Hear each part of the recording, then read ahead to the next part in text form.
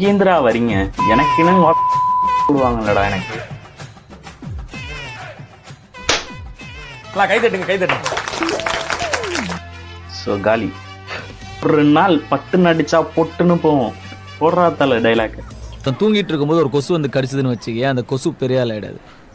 ஒரு நாள் முழிச்சுன்னு இருக்கிற சொல்ல கடிக்கும் போது பட்டுன்னு அடிச்சா பொட்டுன்னு போயிடும். ஒரு நாள் அம்மா கொஞ்சம் ஓவரா தான் போய்கிட்டு இருக்கோமோ.